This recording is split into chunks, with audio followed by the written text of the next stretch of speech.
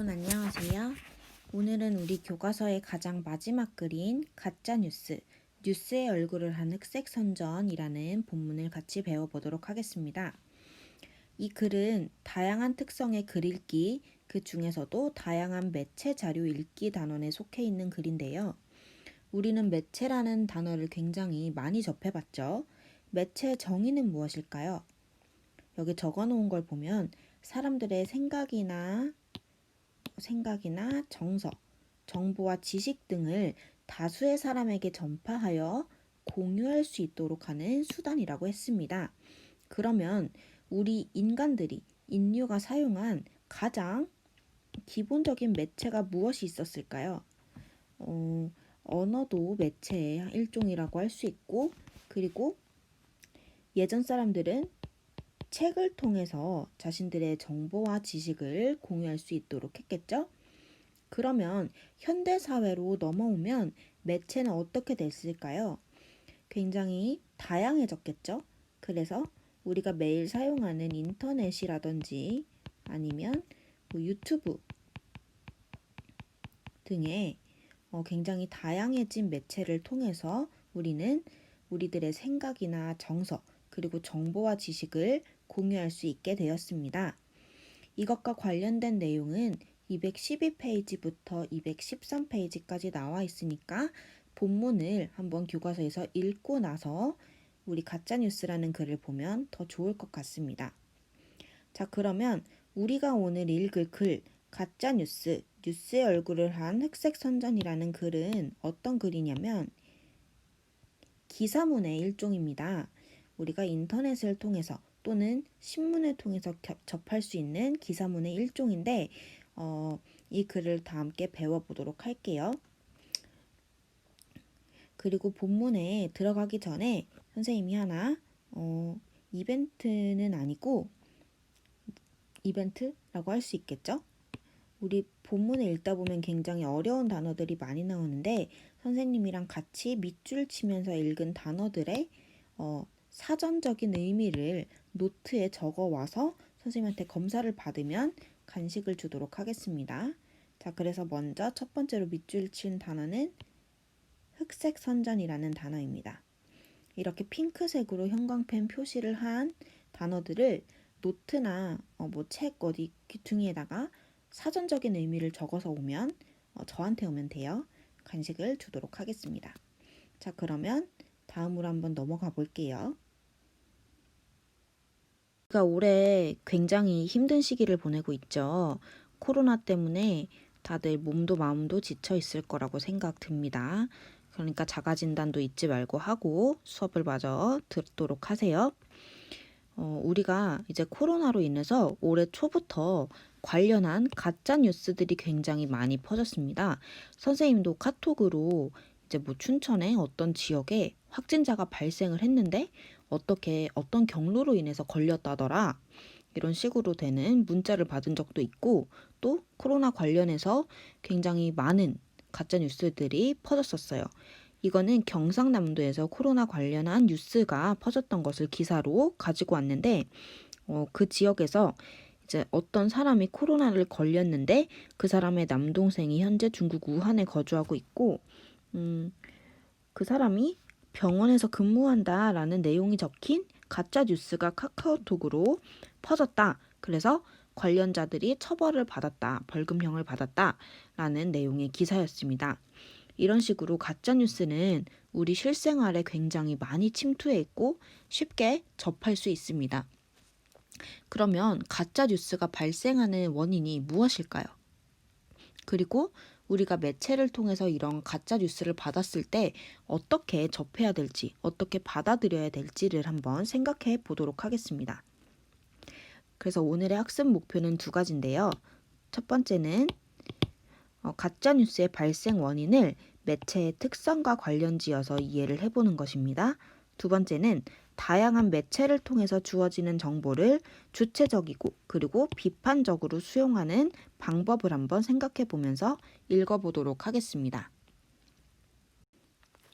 자, 그럼 이제 본문을 같이 읽어보도록 할 건데요. 여러분이 모두 다 이 본문을 읽었을 것이라고 생각을 하고 글을 같이 보도록 하겠습니다. 자, 아까도 말을 했지만 수업을 열심히 들은 사람들만 이제 할 수 있기 위해서 다시 한번 말로만 설명을 하겠습니다. 이 글을 읽으면서 제가 밑줄 친 핑크색 형광펜으로 밑줄 친 단어들의 사전적인 의미를 노트에 적어오는 사람들은 선생님이 작은 간식을 주도록 할게요. 자, 그러면 같이 한번 읽어보도록 하겠습니다. 이 글에 갈래가 뭐라고 했죠? 아까 글은 기사문이라고 했습니다. 기사문의 가장 큰 목적은 무엇일까요? 저 바로 정보를 전달하는 데에 있어요. 따라서 이 글에서 지금 우리에게 주려고 하는 정보가 무엇인지도 파악하는 것이 중요합니다. 자, 그러면 먼저 1문단부터 읽어볼게요. 우리는 거짓이 사실을 압도하는 사회에서 살고 있다. 그렇다 보니 사실에 사회적 맥락이 더해진 진실도 자연스럽게 설 자리를 잃고 있다고 합니다. 그래서 옥스퍼드 사전이 2016년을 대표할 단어로 뭘 선정했죠? 탈진실, 진실을 탈피한다 라는 의미겠죠. 그래서 이런 현상을 선정을 했고 탈진실화가 국지적인 현상이 아니라 세계적으로 나타나는 시대적인 특성이라고 진단을 했다고 합니다. 그리고 이러한 탈진실의 시대가 시작된 것을 입증하기라도 하듯 가짜뉴스에 대한 사회적인 논란이 뜨겁다라고 이야기를 하고 있습니다. 자, 그러면 이게 무슨 뜻일까요? 진실을 탈피한다. 즉, 거짓이라는 어떤 현상이 우리 사회에 굉장히 만연하다라는 의미를 나타냄을 알 수 있겠죠. 그래서 이렇게 거짓된 정보들이 많이 퍼지는 게 우리나라에서만 아니면 작은 도시에서만 일어나는 것이 아니고 전 세계적으로 일어나는 현상이다라고 설명을 하고 있습니다. 자, 그러면 여기서 밑줄 치고 넘어갈 단어는 여기 국지적이라는 단어의 밑줄을 칠게요.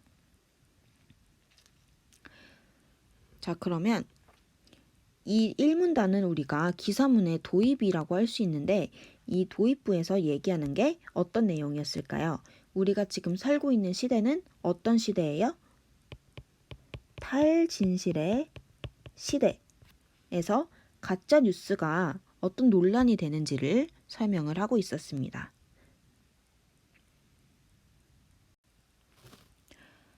자, 2문단으로 들어가면서 여기 소제목이 하나 생겼죠. 소제목이 뭐죠? 허위 정보, 그 오랜 역사라는 제목입니다. 이 문단의 내용은 어떤 내용이었냐면 가짜 뉴스를 정의하는 데에서는 굉장히 많은 의견이 나뉜다라는 내용이었어요.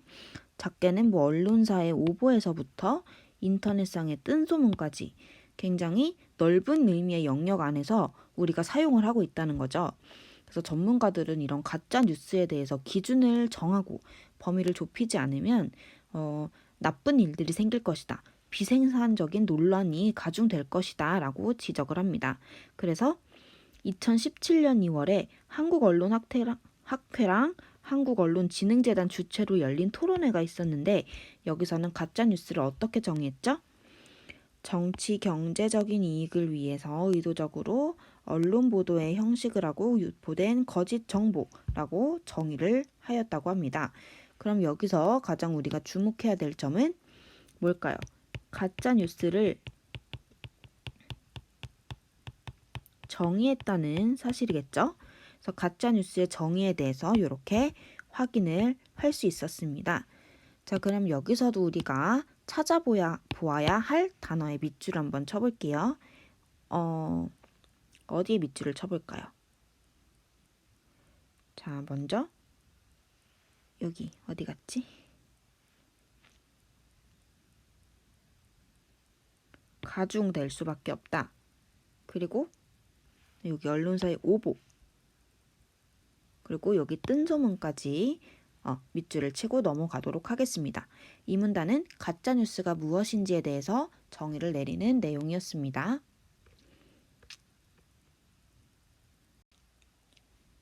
자, 그럼 3문단에서는 우리가 가짜뉴스를 언제부터 접했을까? 가짜뉴스의 역사에 대해서 이야기를 하고 있습니다. 우리가 흔히 아는 가짜뉴스 중에 가장 대표적인 것은 백제시대 때 전해 내려오는 서동요 라는 동요가 있었죠. 지금은 문학작품으로 남은 이 동요는 백제무왕이 선화공주랑 결혼을 하기 위해서 계략을 꾸미다가 이 노래를 거짓 정보를 노래로 만들어서 뿌렸던 가짜 뉴스였습니다. 그리고 또 유명한 가짜 뉴스 중에 하나는 1923년에 관동 대지진이 났을 때 조선인에 대해서 나쁜 악의적인 허위 정보를 유포한 일본인이 유포했던 일 또한 가짜 뉴스라고 볼 수 있겠죠. 그래서 이렇게 가짜 뉴스에 대해서 예시를 두 가지를 제시를 했습니다. 이렇듯 우리가 역사를 돌이켜 보면은 가짜 뉴스의 사례를 굉장히 흔히 찾을 수 있다. 하지만 최근에 일어나고 우리 사이에서 돌고 있는 가짜 뉴스들은 이전의 사례들과는 굉장히 다른 점을 발견할 수 있다라고 이야기를 했습니다. 자, 그래서 여기서는 가짜 뉴스의 역사에 대해서 이야기하고 있음을 알 수 있습니다. 가짜 뉴스의 역사입니다.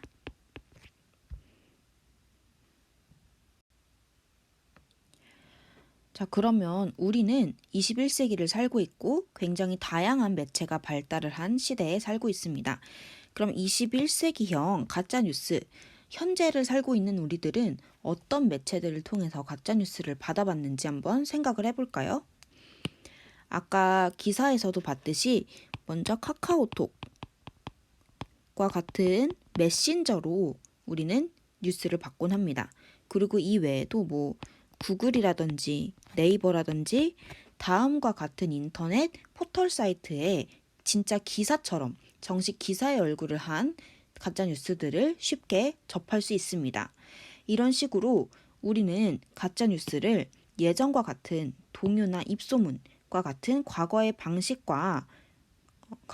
방식으로 접하지 않고 누구나 쉽게 이용하는 매체에 정식 기사의 얼굴을 하고 나타난다는 사실을 확인을 할 수 있습니다. 그런데 이렇게 감쪽같이 변장한 가짜 뉴스들은 우리가 접했을 때 어때요?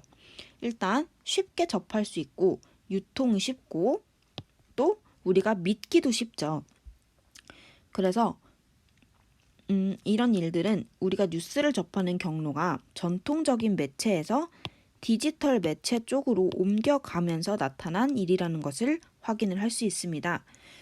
그래서 우리가 유명한 정보통신 기업들, 아까도 얘기했던 구글이나 그 외의 다양한 포털 사이트들은 가짜 뉴스의 온상지가 되었고, 이것에 대한 예시로 뭘 제시하고 있냐면 2016년에 미국 대통령 선거 기간 중에 교황이 특정 후보를 지지했다는 그런 뉴스가 굉장히 많이 공유된 소식이었다라는 예시를 접할 수 있습니다.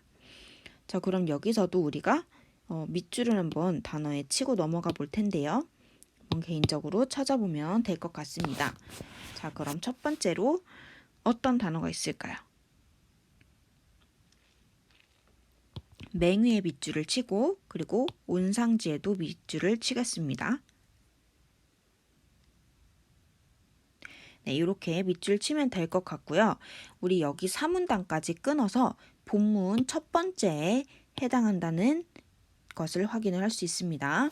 그래서 본문 첫 번째는 가짜뉴스를 정의를 내렸고 그리고 그 역사, 서동요부터 시작된 역사를 설명을 했습니다. 그리고 21세기형 가짜뉴스의 특징에 대해서 설명을 하고 있었습니다.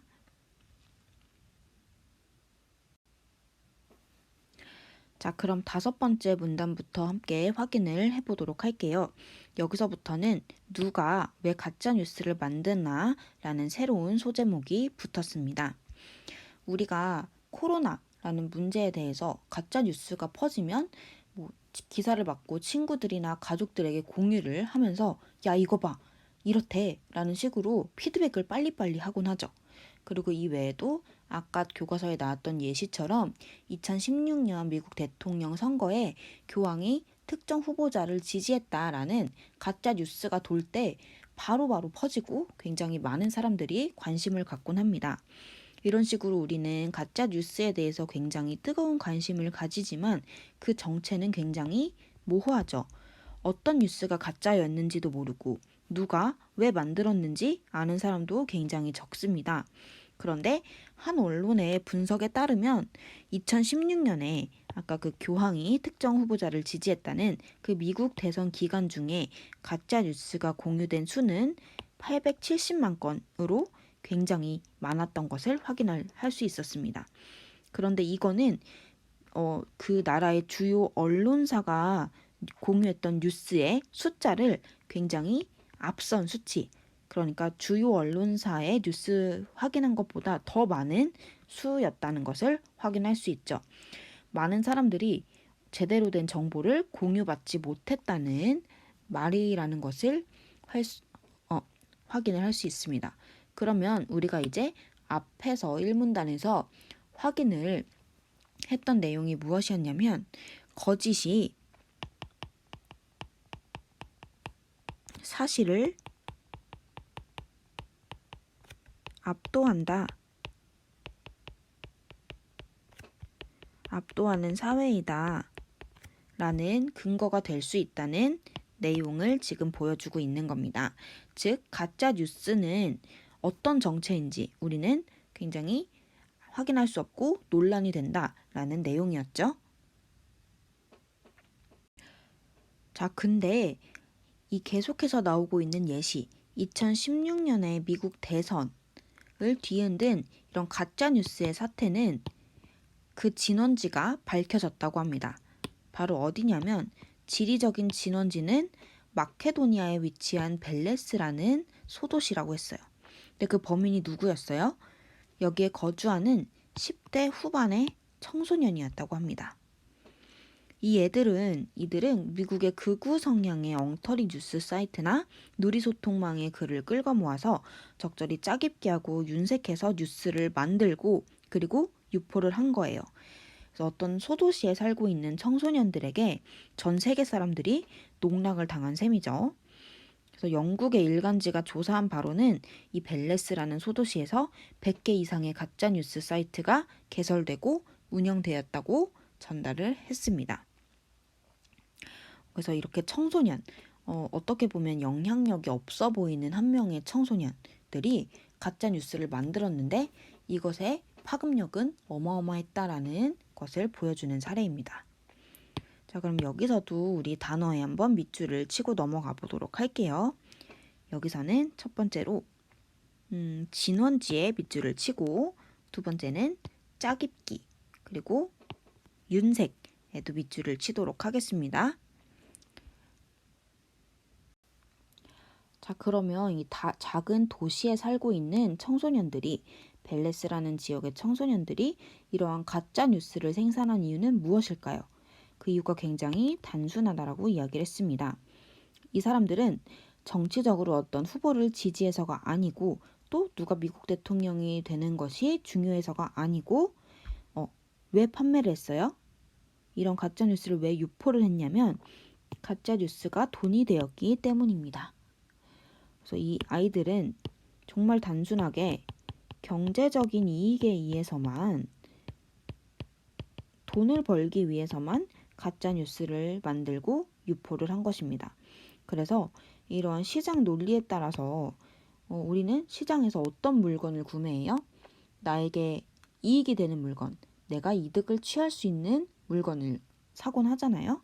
그러니까 이 아이들이 돈을 위해서 뉴스를 유통을 했는데 그 과정에서 교황이 어떤 피해자가 된다거나 아니면 어떤 대통령이 피해를 본다거나 이런 거는 전혀 고려를 하지 않고 오로지 경제적인 이유에 따라서만 가짜 뉴스를 유포를 했다라는 사실이 밝혀진 것입니다.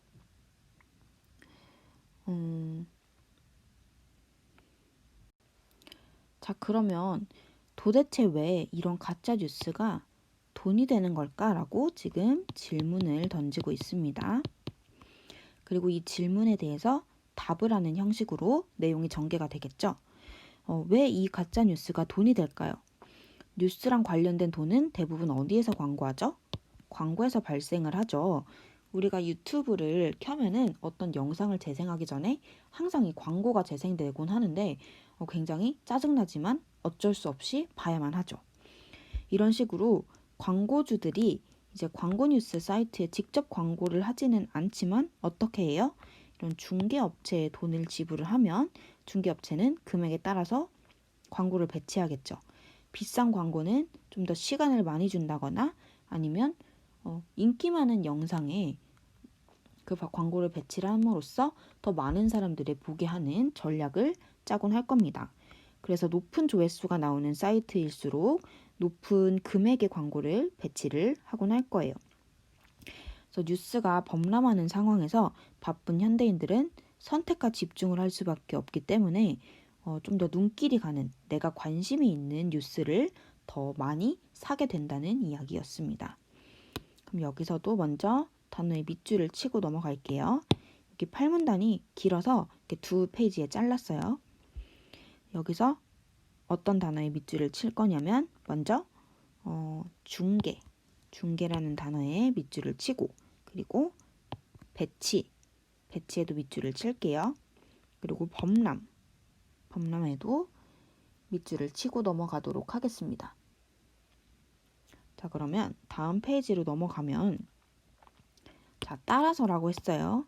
따라서 광고는 가짜뉴스는 어떤 식으로든 눈에 띄어서 사람들에게 뭐가 되어야 돼요? 돈을 잘 벌어야 된다는 얘기죠. 그래서 돈을 잘 벌기 위해서는 좀 더 자극적인 요소들을 포함을 하고 소비자들을 속이게 되는 겁니다.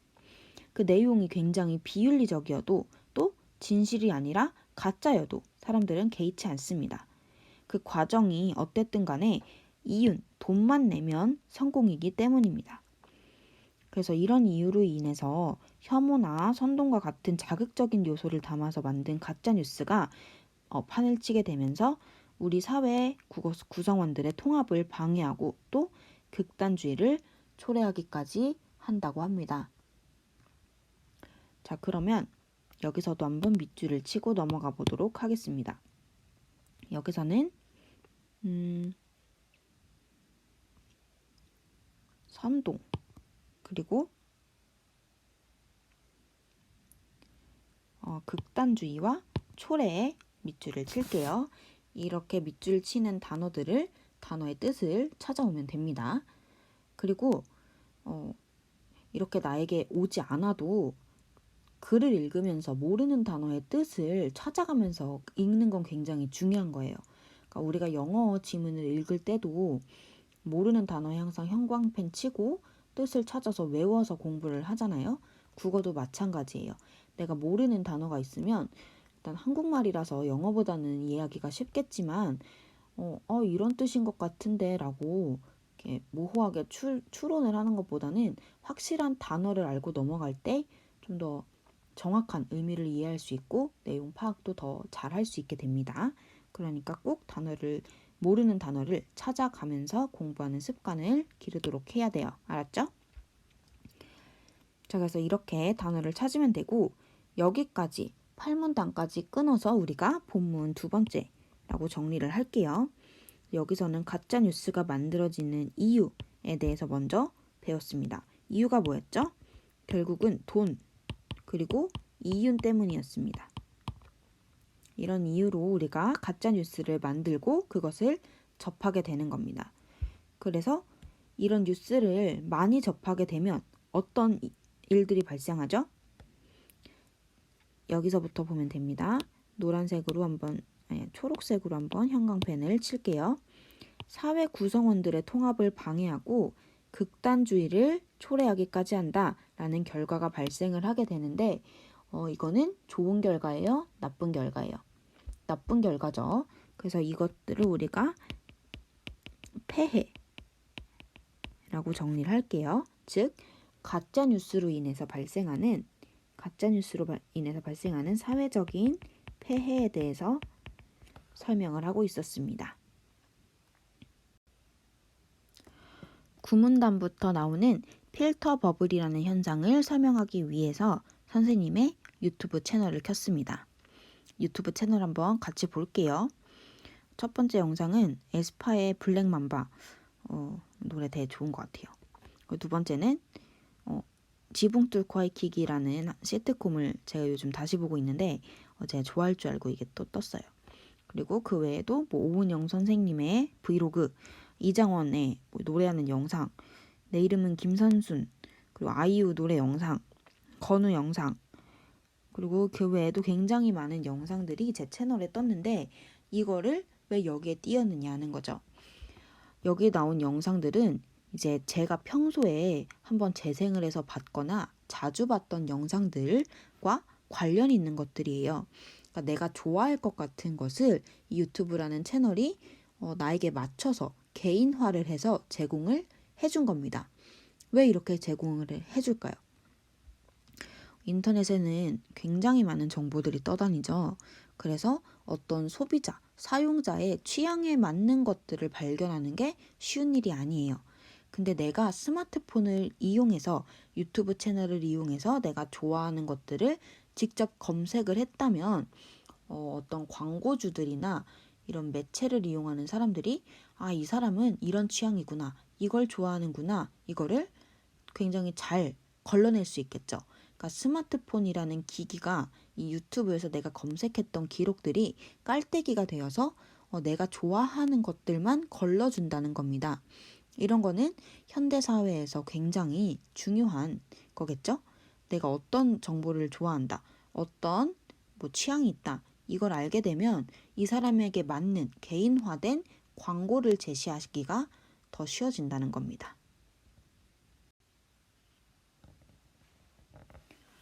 아까 선생님의 유튜브 채널에서 확인을 한 것처럼 나에게 맞는 정보만을 내가 제공받는다면 나는 계속해서 에스파 영상만 보고 지붕 뚫고 하이킹 영상만 보게 되는 겁니다.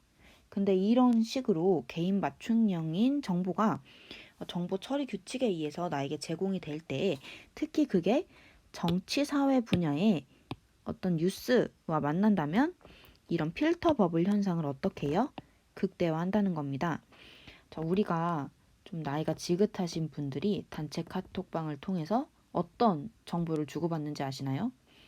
주로 이제 정치 얘기, 그리고 뭐 정권의 욕과 같은 이야기들을 굉장히 많이 주고받는데, 정말 그건 정치 성향을 떠나서 말도 안 되는 얘기들을 주고받는 경우가 굉장히 많아요.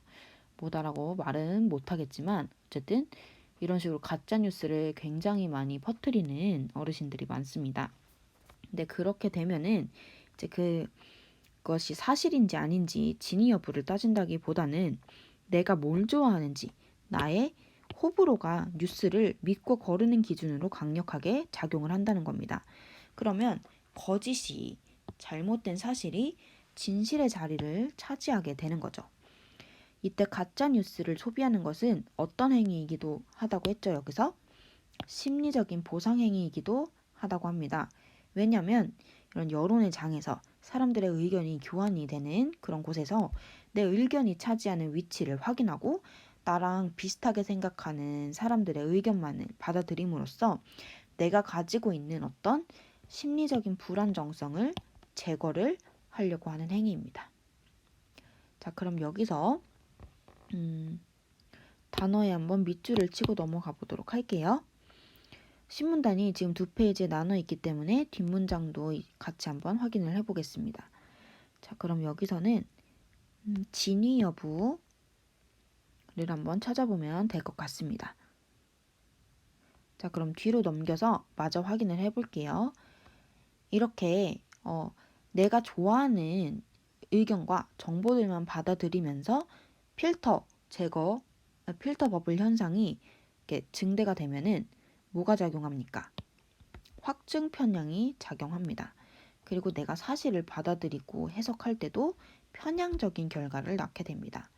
한쪽으로 쏠린, 뭐 정치로 따지면 좌파와 우파가 있다고 우리가 흔히 이야기를 하는데 그 중에서 한쪽의 입장으로 쏠린 정치 사회 소식이 전체 여론을 호도할 수 있게 함으로써 어떤 개인의 편견과 고정관념을 넘어서서 이게 무엇을 위협하게 됩니까? 민주주의를 위협하게 되는 겁니다. 민주주의를 위협하게 되는 사회적인 차원의 부정적인 결과로 이어질 수 있다라는 내용을 설명을 하고 있습니다. 이렇게 핑크색 단어들을 지금 다 찾아오면 되는데 지금 그 중에서도 호도라는 단어를 간단하게 얘기를 하면은 이게 뭐 풀을 벽에 바른다라는 한자인데 이렇게 명확하게 결말을 내지 않고 어떤 결과를 일시적으로 감추거나 흐지부지하게 덮어버린다는 뜻입니다. 그래서 한쪽으로 쏠린 정치적인, 사회적인 소식이 전체 여론을 일시적으로 잠시 흐지부지 덮어버릴 수 있게 함으로써 사회적인 차원에서 부정적인 결과로 이어질 수 있다는 내용을 말하고 있었습니다. 자, 그럼 여기서는 어떤 내용을 얘기하고 있냐? 다시 한번 정리를 하면은 필터 버블 현상으로 인한 부정적인 결과, 폐해를 이야기하고 있습니다. 필터 버블 현상으로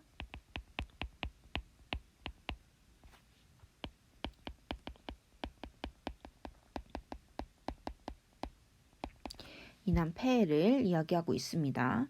자, 그래서 여기 신문단까지 끊어서 우리가 본문 세 번째라고 정리를 할 겁니다. 어떤 규칙이 나와 있었죠? 정보를 처리하는 정보 처리 규칙이 나와 있었고, 이로 인해서 어떤 문제가 발생해요? 필터 버블 현상이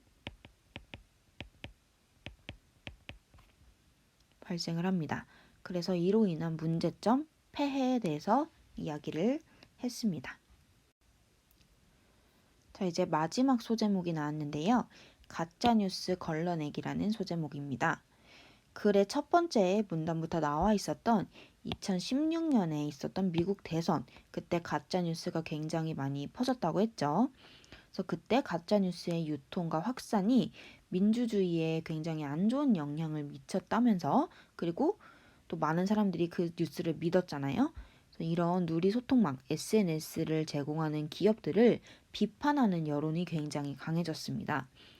그래서 이런 기업들은 실제로 기업 이미지에 부정적인 영향을 받았기 때문에 기업의 기업에 해를 줄 수 있었죠. 그래서 이런 SNS 기업들은 가짜뉴스에 대한 책임감을 느끼고 해결에 나서고 있다고 합니다.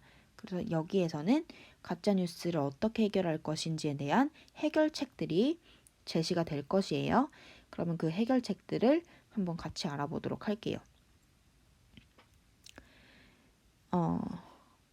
자, 첫 번째는 앞에 나와 있었네요. 가짜뉴스의 심각성을 인정하고 자체적으로 언론 연구팀을 출범시켰습니다. 이게 해결책 첫 번째입니다. 그리고 또 두 번째는 이용자가 가짜뉴스를 어떻게 해요? 신고하면 유명 언론사나 비영리 언론기관 등과 협력을 해서 내용에 대해서 뭘 해요? 사실 검증을 하고, 또 가짜뉴스로 판명이 될 경우에는 다른 이용자들이 이 뉴스를 공유할 때 경고 메시지가 뜨면서 정보 처리 과정에서 제외시킨다 하면서 가짜뉴스를 걸러내기를 시도를 하고 있습니다. 자, 그럼 이 과정을 한번 또 같이 살펴보면, 먼저 신고를 합니다. 신고를 하면 사실을 검증하겠죠? 이게 진짜인지 가짜인지 검증을 해서 그것을 판별해냅니다. 그리고 가짜뉴스를 공유할 때 어떻게 해요? 공유 시에 경고 메시지를 띄웁니다. 그래서 제외를 하게 하는 걸러내기를 시도를 하고 있다고 합니다. 이렇게 SNS, 정보통신 기업들이 가짜뉴스를 걸러내는, 자정하는 노력을 하고 있는 겁니다. 정보통신 기업들의 자정 노력, 즉 이 자정은 걸러내기라고 할 수 있겠죠. 걸러내기 위한 노력으로 해결책을 지금 두 개를 제시하고 있었습니다. 자, 그럼 우리 11문단에서 밑줄 치고 넘어갈 부분은 여기 언론 연구팀을 출범시켰다. 이 출범이라는 단어에 밑줄 치고 이것도 한번 개인적으로 찾아볼게요. 자, 그럼 이제 12문단입니다. 이런 식으로 기업들이 가짜뉴스를 막기 위해서 다양한 방법을 지금 제시하면서 노력을 하고 있지만 이와 같은 조치들이 얼마나 실효성이 있을지는 아직 잘 모른다는 얘기죠. 그래서 두고 봐야 됩니다. 이용자의 사후 신고에 기댄 사실 검증으로는 가짜뉴스를 어떻게 생산하고 그것이 확산되는 속도를 따라잡기가 어렵기 때문입니다. 그래서 광고를 중개하는 업체의 과도한 수익성을 제한을 하는 방안이 필요하지만 이게 쉬운 일이 아니죠. 여기서 또 밑줄 치면 사후 신고에도 밑줄을 치고 한번 찾아보도록 할게요. 자, 그래서 지금 정보통신 기업들의 가짜뉴스를 걸러내기 위한 노력이 갖는 한계를 지금 설명하고 있습니다. 어떤 한계예요? 정보통신 기업들의 자정, 걸러내기 위한 노력이 갖는 한계를 설명을 하고 있습니다. 어디 나와 있어요? 빨간색으로 다시 밑줄을 치면 이용자의 사후 신고에 기댄 사실 검증으로는 이 가짜뉴스가 생산되고 확산되는 속도를 따라잡기 어렵다라는 한계를 가지고 있습니다. 자, 그래서 이렇게 지금 기업들이 가짜뉴스의 단속을 위한 노력을 보여주고 있는데 우리나라에서도 이런 가짜뉴스의 단속을 강화하고 있다라고 이야기를 하고 있죠. 그러나 처벌에만 초점을 맞춘 대응책은 가짜뉴스의 근본적인 문제를 차단하는 데는 당연히 한계를 가질 수밖에 없기 때문에 이렇게 정부 당국에만 맡겨둘 일이 아니라고 합니다. 그러면 어떻게 해야 될까요? 기업이나 정부 측면에서의 노력도 중요하지만 뉴스를 접하는 우리들, 개인들의 노력도 중요하다는 내용을 당연히 이야기를 하고 있겠죠. 그래서 여기서 주장이 나옵니다. 가짜뉴스를 걸러내고 점차 줄여나가기 위해서는 우리 모두가 정보통신 기업의 개인 맞춤형 정보처리 규칙에 의해서 지속적으로 관심을 갖고 또 상업적으로 뉴스가 소비되는 환경을 비판적으로 바라볼 수 있어야 된다라고 지금 주장을 하고 있는 겁니다. 즉 정리하면 뭐예요? 뉴스를 접하는 소비자들, 우리는 소비자들이죠. 소비자들의 지속적인 관심 그리고 어떻게 수용해야 돼요? 비판적인 수용이 중요하다.